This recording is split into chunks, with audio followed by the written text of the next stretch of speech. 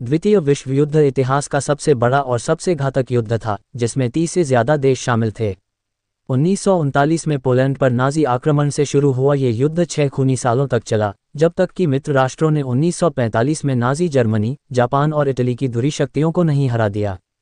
युद्ध की लड़ाइयों, नेताओं और अत्याचारों और भू राजनीति और मानव जाति पर इसके प्रभाव के बारे में जानें। 1939 में अडोल्फ हिटलर के नेतृत्व में पोलैंड पर जर्मन आक्रमण के साथ ही द्वितीय विश्व युद्ध शुरू हो गया, जो 1945 तक यूरोप और प्रशांत क्षेत्र में लड़ा जाने वाला एक घातक वैश्विक संघर्ष था। मित्र राष्ट्रों, जिनमें ब्रिटेन, फ्रांस, सोवियत संघ और संयुक्त राज्य अमेरिका के साथ साथ अन्य राष्ट्र शामिल थे, और धुरी राष्ट्रों, विशेष रूप से जर्मनी और जापान के बीच खूनी युद्ध हुए। जब धुरी राष्ट्रों ने अंततः आत्मसमर्पण किया, तो लगभग 20 मिलियन सैनिक मारे गए, साथ ही अनुमानतः 40 मिलियन नागरिक भी मारे गए। नीचे युद्ध की सबसे महत्वपूर्ण लड़ाइयों का समय सारिणी दी गई है। द्वितीय विश्व युद्ध का सबसे लंबा निरंतर अभियान तब चलता है जब मित्र राष्ट्रों ने जर्मनी के खिलाफ नौसैनिक नाकाबंदी की और अटलांटिक महासागर के समुद्री मार्गों पर नियंत्रण के लिए संघर्ष को बढ़ावा दिया। धुरी राष्ट्रों ने अपनी यू बोट्स के साथ जवाबी नाकाबंदी की, जो पहले तो सफल रही, लेकिन मित्र राष्ट्रों ने काफिले, विमान और तकनीक का इस्तेमाल करके अंततः स्थिति को बदल दिया। 5 वर्षों में हजारों जहाज अटलांटिक महासागर में 100 से अधिक लड़ाइयों में शामिल हुए, जिसमें लगभग 100,000 लोगों की जान चली गई। फ्रांस के तटीय शहर डनकर्क के आसपास जर्मन आक्रमण ने फ्रांसीसी और ब्रिटिश सेनाओं को अलग कर दिया, जिससे मित्र देशों की सेनाएं फंस गईं। लेकिन अडोल्फ हिटलर द्वारा जर्मनी की प्रगति को रोकने के बाद मित्र राष्ट्र एक साहसी और सफल निकासी करने में सक्षम हो गए, जिसे ऑपरेशन डायनामो कहा जाता है। जर्मनी ने शेष मित्र देशों के सैनिकों के आत्मसमर्पण के साथ जीत का दावा किया, लेकिन निकासी ने ब्रिटिश मनोबल को बढ़ावा दिया, जिसे अभी भी डनकर्क भावना के रूप में जाना जाता है। मई 1940 में जर्मन सैनिकों द्वारा बेल्जियम और उत्तरी फ्रांस पर बमबारी करने के बाद मित्र देशों की सेनाओं के बीच सभी संचार और परिवहन काट दिए गए, जिससे हजारों सैनिक फंस गए। सैनिक बचाव जहाज़ों, सैन्य जहाज़ों या नागरिक जहाज़ों से बचने की उम्मीद में पानी में घुस गए। 338,000 से ज़्यादा सैनिकों को उस घटना के दौरान बचाया गया, जिसे बाद में डनकर्क का चमत्कार कहा गया। इंग्लैंड पर लगभग 4 महीने तक हवाई हमले के बाद ब्रिटेन की रॉयल एयरफोर्स और नौसेना ने जर्मनी की लुफ्टवाफे वायुसेना के भारी बमबारी हमलों का जवाब दिया, जिसमें ब्लिट्ज भी शामिल था, जो आक्रमण से पहले आरएएफ को नष्ट करने का प्रयास था। रडार सहित रक्षा प्रणाली और हिटलर द्वारा सैन्य ठिकानों के बजाय लंदन पर बमबारी करने के निर्णय ने ब्रिटेन को फिर से संगठित होने और अंततः युद्ध जीतने की अनुमति दी। नाजी पैराट्रूपर्स ने ग्रीक द्वीप क्रेते पर आक्रमण किया, जो इतिहास का पहला हवाई हमला था। अभियान के पहले दिन जर्मनों को भारी नुकसान हुआ, लेकिन समुद्री हमले के डर से मित्र देशों की सेनाएं जल्द ही पीछे हट गईं और हार का सामना करते हुए खाली हो गईं। हालांकि लगभग 4000 मित्र देशों और 3000 से अधिक जर्मनों के मारे जाने के बाद हिटलर ने कहा कि पैराशूटिस्ट का दिन खत्म हो गया है और ये देश का आखिरी हवाई अभियान है। जर्मन और फिनिश सैनिकों ने लेनिनग्राद, अब सेंट पीटर्सबर्ग की लगभग 900 दिनों की घेराबंदी और नाकाबंदी शुरू कर दी, जो दूसरा सबसे बड़ा सोवियत शहर और उद्योग का एक प्रमुख केंद्र था। आपूर्ति, पानी, बिजली और परिवहन बंद होने के कारण 1.3 मिलियन लोगों को निकाला गया। जब रेड आर्मी ने आखिरकार नाकाबंदी को तोड़ना शुरू किया, तो घेराबंदी समाप्त हो गई और शहर को मुक्त कर दिया गया, लेकिन लगभग 800,000 नागरिक मर गए, जिनमें से अधिकांश भूख से मर गए। जर्मनी के ऑपरेशन बारबारोसा के बाद सोवियत संघ पर आक्रमण, धुरी राष्ट्रों ने सर्दी शुरू होने से पहले राजधानी शहर मॉस्को पर कब्जा करने के लिए अभियान शुरू किया। तैयारी में सोवियत संघ ने शहर को मजबूत किया और सुदृढ़ीकरण लाया। खराब मौसम के दौरान दोनों पक्षों के लाभ और हानि की एक श्रृंखला के बाद जर्मनों को अंततः पीछे हटना पड़ा और पीछे हटने के लिए मजबूर होना पड़ा। हवाई के पर्ल हार्बर के ओहू द्वीप पर अमेरिकी नौसैनिक अड्डे पर हमलों की एक आश्चर्यजनक लहर में जापान धुरी राष्ट्रों के साथ गठबंधन करके अमेरिका के प्रशांत बेड़े को नष्ट कर देता है। हमले के दौरान बेड़े के 3 विमान वाहक मौजूद नहीं होते हैं। लगभग 2400 अमेरिकी सैनिकों की मौत और 1000 अन्य घायल होने के साथ राष्ट्रपति फ्रैंकलिन डी रूजवेल्ट इसे एक ऐसी तारीख कहते हैं जो बदनामी में रहेगी, और अगले दिन अमेरिका आधिकारिक तौर पर द्वितीय विश्व युद्ध में प्रवेश करता है, जापान पर युद्ध की घोषणा करता है। हवाई के पर्ल हार्बर के ओहू द्वीप पर अमेरिकी नौसैनिक अड्डे पर हमलों की एक आश्चर्यजनक लहर में जापान धुरी राष्ट्रों के साथ गठबंधन करके अमेरिका के प्रशांत बेड़े को नष्ट कर देता है। हमले के दौरान बेड़े के 3 विमान वाहक मौजूद नहीं होते हैं। लगभग 2400 अमेरिकी सैनिकों की मौत और 1000 अन्य घायल होने के साथ राष्ट्रपति फ्रैंकलिन डी रूजवेल्ट इसे एक ऐसी तारीख कहते हैं जो बदनामी में रहेगी, और अगले दिन अमेरिका आधिकारिक तौर पर द्वितीय विश्व युद्ध में प्रवेश करता है, जापान पर युद्ध की घोषणा करता है। मॉस्को पर जर्मनी के हमले के बाद जवाबी हमले में सोवियत लाल सेना ने 1500 टैंकों और 1000 विमानों की मदद से यूक्रेन के खार्कोव पर हमला किया, लेकिन जर्मन खुफिया एजेंसियों ने इस अभियान के बारे में धुरी राष्ट्रों को सचेत कर दिया। लगभग 300,000 लोगों की मौत और कम लाभ के बाद सोवियत सेना को हार मानने के लिए मजबूर होना पड़ा। द्वितीय विश्व युद्ध में अमेरिका की सबसे महत्वपूर्ण नौसैनिक जीत में से एक में अमेरिकी खुफिया एजेंसी प्रशांत महासागर में मिडवे द्वीप पर अमेरिका पर जापानी हमले को विफल करने के लिए कोड तोड़ने में सक्षम है। जापान के मिडवे पर ध्यान केंद्रित करने के साथ अमेरिकी सेना, जिसमें गोताखोर बमवर्षक शामिल हैं, ने हमला किया, जापान के 4 विमानवाहक पोतों को डुबो दिया और यह जीत संघर्ष में एक महत्वपूर्ण मोड़ के रूप में कार्य करती है। जापान द्वारा दक्षिण प्रशांत महासागर में सोलोमन द्वीप समूह के हिस्से ग्वाडलकैनाल पर एक रणनीतिक हवाई क्षेत्र का निर्माण शुरू करने के कुछ सप्ताह बाद अमेरिकी सेना ने एक आश्चर्यजनक हमला किया, हवाई क्षेत्र पर नियंत्रण कर लिया और जापानियों को शुरुआती वापसी के लिए मजबूर कर दिया।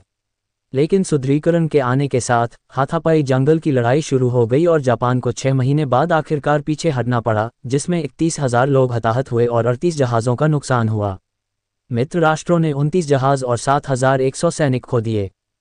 युद्ध के नतीजे मित्र राष्ट्रों के पक्ष में होने वाले संघर्ष में लाल सेना ने जर्मन हमले से रूसी शहर स्टेलिनग्राद की रक्षा की, जिससे धुरी राष्ट्रों की पूर्वी यूरोप में बढ़त समाप्त हो गई और उसे पहली निर्णायक हार मिली।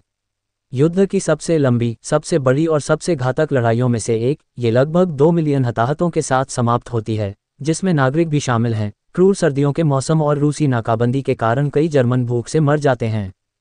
मित्र राष्ट्रों ने पूर्वी मोर्चे पर सोवियत हमलों से धुरी राष्ट्रों को दूर करने और भूमध्यसागरीय शिपिंग मार्गों पर नियंत्रण पाने के प्रयास में फ्रांसीसी उत्तरी अफ्रीका पर आक्रमण किया। जनरल ड्वाइट डी आइजनहावर ने ट्यूनिस पर आगे बढ़ने से पहले ओरान, अल्जियर्स और कैसाब्लांका पर हमलों का नेतृत्व किया और विची फ्रांसीसी को मित्र राष्ट्रों के साथ फिर से जुड़ने के लिए मजबूर किया। इस जीत को विंस्टन चर्चिल ने शुरुआत का अंत कहा। कुस्क की लड़ाई 5 जुलाई से 23 अगस्त 1943। सैन्य इतिहास की सबसे बड़ी टैंक लड़ाई पूर्वी मोर्चे पर होती है, जिसमें अनुमानतः 6,000 टैंक, 4,000 विमान और 2 मिलियन सैनिक शामिल होते हैं। अपने अंतिम ब्लिट्जक्रेग आक्रमण में जर्मनी रूस के कुस्क के पास लाल सेना पर हमला करता है, लेकिन देरी और जर्मन वेहरमाच कोड के टूटने के कारण सोवियत तैयार रहते हैं और हिटलर को रूस पर विजय प्राप्त करने से रोकते हैं। मोटे कसिनो की लड़ाई 17 जनवरी से 18 मई 1944। इटली में रोम की ओर बढ़ते हुए मित्र राष्ट्रों ने गुस्ताव लाइन पर हमला किया, जो एक्सिस द्वारा नियंत्रित थी। मोटे कसिनो के पहाड़ी शहर में 524 में बने एक बेनेडिक्टिन मठ का घर जर्मनों द्वारा खाली किए जाने के बाद दोनों पक्षों ने वेटिकन को बताया कि इस पर हमला नहीं किया जाएगा या सैन्य अभियानों में इसका इस्तेमाल नहीं किया जाएगा। हालांकि मित्र राष्ट्रों द्वारा किए गए बम हमले में मठ नष्ट हो गया, जिससे जनता में आक्रोश फैल गया और बमबारी के बाद नाजियों के लिए आश्रय बन गया। पोलिश सैनिकों ने 18 मई को मठ पर कब्जा कर लिया, जिसके बाद मित्र देशों ने रोम पर जल्द ही कब्जा कर लिया। अंजियो की लड़ाई 22 जनवरी से 5 जून 1944। इटली को आज़ाद कराने की कोशिश में मित्र राष्ट्रों ने एंजियो में उतरकर जर्मनों को चौंका दिया और ऑपरेशन शिंगल के दौरान जल्दी से एक समुद्र तट पर कब्जा कर लिया। हालांकि लगातार धुरी राष्ट्रों का प्रतिरोध और जवाबी हमले जारी रहे, जिसके परिणामस्वरूप एक गतिरोध पैदा हुआ जो रोम के पतन तक समाप्त नहीं हुआ। इसे मित्र राष्ट्रों की विफलता के रूप में देखा जाता है, हालांकि इसने नॉर्मैंडी पर आक्रमण से पहले के दिनों में जर्मन सैनिकों को फ्रांस जाने से रोक दिया। फिलीपीन सागर की लड़ाई 19-20 जून 1944। जापान ने मित्र देशों की सेनाओं पर हमला किया जो प्रशांत क्षेत्र में मारियानास द्वीप समूह तक पहुंच गए थे। युद्ध के सबसे बड़े विमानवाहक युद्ध में हमले के लिए तैयार संयुक्त राज्य अमेरिका ने एक आश्चर्यजनक जवाबी हमला किया और इस युद्ध को बाद में मारियानास टकी शूट कहा गया, क्योंकि इसमें अमेरिका के बहुत कम लोग हताहत हुए और जापानियों ने लगभग 600 विमान, 2 तेलवाहक और 3 वाहक खो दिए। नॉर्मैंडी की लड़ाई 6 जून से 30 अगस्त 1944। अमेरिकी, ब्रिटिश और कनाडाई सैनिकों ने नॉर्मैंडी फ्रांस के 5 समुद्र तटों पर 6 जून को हमला किया, जिसे डी-डे के रूप में जाना जाता है, सैन्य इतिहास के सबसे बड़े जल आक्रमणों में से एक। ओमाहा बीच पर उस दिन लगभग 4,000 लोगों की मृत्यु के साथ 2,000 से अधिक अमेरिकी हताहत हुए। लेकिन 11 जून तक समुद्र तट सुरक्षित हो गए और 325,000 से अधिक सेनाएं उतर गईं। मित्र राष्ट्रों ने नॉर्मैंडी में अपनी उन्नति शुरू की, अंततः पेरिस को मुक्त कर दिया। इतिहास लोगों, द्वितीय विश्व युद्ध की लड़ाइयाँ, समय रेखा। द्वितीय विश्व युद्ध की लड़ाइयाँ, समय रेखा। लेखक, हिस्ट्री कॉम संपादक। अद्यतन 15 अप्रैल 2024, मूल 5 मई 2021। पेज लिंक कॉपी करें। द्वितीय विश्व युद्ध की लड़ाइयाँ, द्वितीय विश्व युद्ध, समय रेखा। Lasky diffusion, Getty images. 1939 में अडोल्फ हिटलर के नेतृत्व में पोलैंड पर जर्मन आक्रमण के साथ ही द्वितीय विश्व युद्ध शुरू हो गया, जो 1945 तक यूरोप और प्रशांत क्षेत्र में लड़ा जाने वाला एक घातक वैश्विक संघर्ष था। मित्र राष्ट्रों, जिनमें ब्रिटेन, फ्रांस, सोवियत संघ और संयुक्त राज्य अमेरिका के साथ साथ अन्य राष्ट्र शामिल थे, और धुरी राष्ट्रों, विशेष रूप से जर्मनी और जापान के बीच खूनी युद्ध हुए। जब धुरी राष्ट्रों ने अंततः आत्मसमर्पण किया, तो लगभग 20 मिलियन सैनिक मारे गए, साथ ही अनुमानतः 40 मिलियन नागरिक भी मारे गए। नीचे युद्ध की सबसे महत्वपूर्ण लड़ाइयों का समय सारिणी दी गई है। युद्ध का स्थायी प्रभाव। Play mute. Duration time 2:01। उपशीर्षक, सेटिंग्स HD। पूर्ण स्क्रीन। अटलांटिक की लड़ाई, 3 सितंबर 1939 से 8 मई 1945 तक।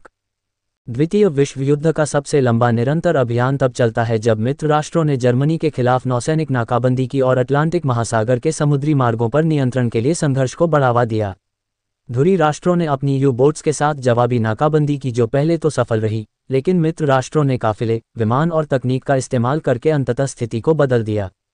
5 वर्षों में हजारों जहाज अटलांटिक महासागर में 100 से अधिक लड़ाइयों में शामिल हुए, जिसमें लगभग 100,000 लोगों की जान चली गई। 26 मई से 4 जून 1940 तक डनकर्क की लड़ाई। फ्रांस के तटीय शहर डनकर्क के आसपास जर्मन आक्रमण ने फ्रांसीसी और ब्रिटिश सेनाओं को अलग कर दिया, जिससे मित्र देशों की सेनाएं फंस गईं। लेकिन अडोल्फ हिटलर द्वारा जर्मनी की प्रगति को रोकने के बाद मित्र राष्ट्र एक साहसी और सफल निकासी करने में सक्षम हो गए, जिसे ऑपरेशन डायनामो कहा जाता है। जर्मनी ने शेष मित्र देशों के सैनिकों के आत्मसमर्पण के साथ जीत का दावा किया, लेकिन निकासी ने ब्रिटिश मनोबल को बढ़ावा दिया, जिसे अभी भी डनकर्क भावना के रूप में जाना जाता है। द्वितीय विश्व युद्ध की ऐतिहासिक तस्वीरें। मई 1940 में जर्मन सैनिकों द्वारा बेल्जियम और उत्तरी फ्रांस पर बमबारी करने के बाद मित्र देशों की सेनाओं के बीच सभी संचार और परिवहन काट दिए गए, जिससे हजारों सैनिक फंस गए। सैनिक बचाव जहाजों, सैन्य जहाजों या नागरिक जहाजों से बचने की उम्मीद में पानी में घुस गए। 338,000 से ज्यादा सैनिकों को उस घटना के दौरान बचाया गया, जिसे बाद में डनकर्क का चमत्कार कहा गया। द्वितीय विश्व युद्ध की ऐतिहासिक तस्वीरें। 7 दिसंबर 1941 को अमेरिकी नौसैनिक अड्डे पर्ल हार्बर पर जापानी सेना ने एक भयानक हमला किया, जिसके बाद अमेरिका द्वितीय विश्व युद्ध में प्रवेश कर गया। जापानी लड़ाकू विमानों ने 8 युद्धपोतों सहित लगभग 20 अमेरिकी नौसैनिक जहाजों और 300 से अधिक विमानों को नष्ट कर दिया। इस हमले में 2400 से अधिक अमेरिकी नागरिकों सहित मारे गए, जबकि 1000 से अधिक अमेरिकी घायल हुए। नाविक जॉर्ज मेंडोंसा ने वीजे डे के जश्न में पहली बार डेंटल असिस्टेंट ग्रेटा जिमर फ्राइडमैन को देखा। उसने उसे पकड़ लिया और चूम लिया। ये तस्वीर इतिहास की सबसे चर्चित तस्वीरों में से एक बन गई, साथ ही विवाद भी पैदा किया। कई महिलाओं ने पिछले कुछ सालों में नज़ होने का दावा किया है। कुछ का कहना है कि यह एक गैर सहमति वाले पल को दर्शाती है, यहाँ तक कि यौन उत्पीड़न को भी दर्शाती है। रडार सहित रक्षा प्रणाली और हिटलर द्वारा सैन्य ठिकानों के बजाय लंदन पर बमबारी करने के निर्णय ने ब्रिटेन को फिर से संगठित होने और अंततः युद्ध जीतने की अनुमति दी। क्रीट की लड़ाई, 20 मई से 1 जून 1941। नाजी पैराट्रूपर्स ने ग्रीक द्वीप क्रेते पर आक्रमण किया, जो इतिहास का पहला हवाई हमला था। अभियान के पहले दिन जर्मनों को भारी नुकसान हुआ, लेकिन समुद्री हमले के डर से मित्र देशों की सेनाएं जल्द ही पीछे हट गईं और हार का सामना करते हुए खाली हो गईं। हालांकि लगभग 4000 मित्र देशों और 3000 से अधिक जर्मनों के मारे जाने के बाद हिटलर ने कहा कि पैराशूटिस्ट का दिन खत्म हो गया है और ये देश का आखिरी हवाई अभियान है। लेनिनग्राद की घेराबंदी, 8 सितंबर 1941 से 27 जनवरी 1944 तक। लेनिनग्राद की घेराबंदी, जनवरी 1943। जर्मन और फिनिश सैनिकों ने लेनिनग्राद, अब सेंट पीटर्सबर्ग की लगभग 900 दिनों की घेराबंदी और नाकाबंदी शुरू कर दी, जो दूसरा सबसे बड़ा सोवियत शहर और उद्योग का एक प्रमुख केंद्र था। आपूर्ति, पानी, बिजली और परिवहन बंद होने के कारण 1.3 मिलियन लोगों को निकाला गया। जब रेड आर्मी ने आखिरकार नाकाबंदी को तोड़ना शुरू किया, तो घेराबंदी समाप्त हो गई और शहर को मुक्त कर दिया गया, लेकिन लगभग 800,000 नागरिक मर गए, जिनमें से अधिकांश भूख से मर गए। मॉस्को की लड़ाई, 2 अक्टूबर 1941 से 7 जनवरी 1942 तक। जर्मनी के ऑपरेशन बारबारोसा के बाद सोवियत संघ पर आक्रमण, धुरी राष्ट्रों ने सर्दी शुरू होने से पहले राजधानी शहर मॉस्को पर कब्जा करने के लिए अभियान शुरू किया। तैयारी में सोवियत संघ ने शहर को मजबूत किया और सुदृढ़ीकरण लाया। खराब मौसम के दौरान दोनों पक्षों के लाभ और हानि की एक श्रृंखला के बाद जर्मनों को अंततः पीछे हटना पड़ा और पीछे हटने के लिए मजबूर होना पड़ा। पर्ल हार्बर की लड़ाई 7 दिसंबर 1941। वीडियो पसंद आया है तो वीडियो को लाइक करें, YouTube चैनल ABP विजन्स को सब्सक्राइब करके बेल आइकन को दबाना बिल्कुल भी मत भूलें। धन्यवाद।